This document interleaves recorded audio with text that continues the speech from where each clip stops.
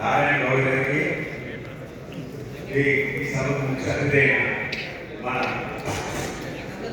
అందరికీ ఇష్టడైన మన జిల్లాకి రథసారైన మన అధ్యక్షుడికి అత్యంత అభిమాని అయిన శ్రీ కందులు దుర్గేశ్ మంత్రివర్గ గారికి, అదేవిధంగా మా ఇన్ఛార్జ్ మర్రెడ్డి శ్రీనివాస్ గారికి, మా టౌన్ సిటీ అధ్యక్షుడైన మా తమ్ముడు వైసీ గారికి, అదేవిధంగా మా వీరవైరాలైన సిటీ సెక్రటరీ స్టేట్ సెక్రటరీ అయిన గంటా స్వరూప గారికి, అదేవిధంగా మరో సెక్రటరీ అయిన బిఆర్ సౌజన్య గారికి, శ్రీ క్రాంతి గారికి, అందరికీ మా హృదయపూర్వక నమస్కారం తెలియజేస్తున్నాం.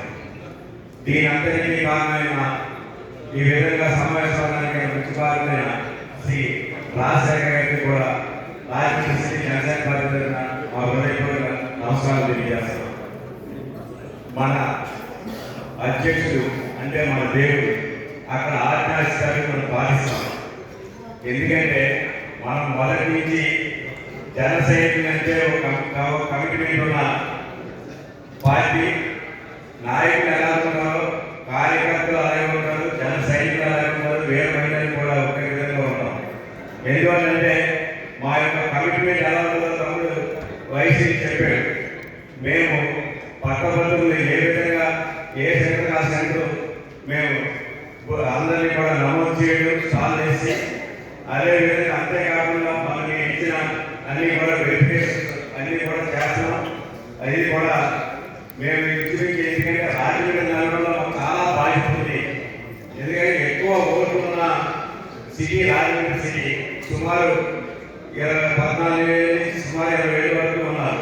వీళ్ళందరినీ సుమారు 7 సార్లు టచ్ చేసి ఒక మన పేదలకు రాజశేఖర్ అత్యధికమైన గెలిపించాలని మేము అందరూ అనుకోవడం జరిగింది. ఈరోజు కొన్ని వార్డులు తిరగడం కూడా జరిగింది.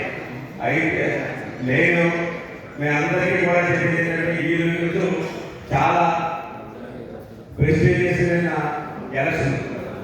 ఇది గతంలో మనం గెలిచాం.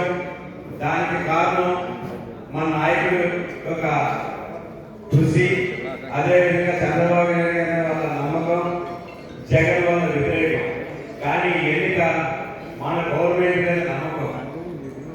ఇప్పుడు మనం ఏ విధంగా పరిపాలిస్తున్నాం అన్నది ప్రజలు ఈ ఎన్నికల్లో మనం ఎంత ఎక్కువ మెజార్టీ ఇస్తే అంత నమ్మకం మన మీద, మన ప్రభుత్వం మీద ఉన్నట్టు బాధ్యతగా మనం తీసుకోవాల్సిన ప్రతి ఒక్కరూ జన సైనికులు కూడా మీరు తేలిగా తీసుకోవద్దు.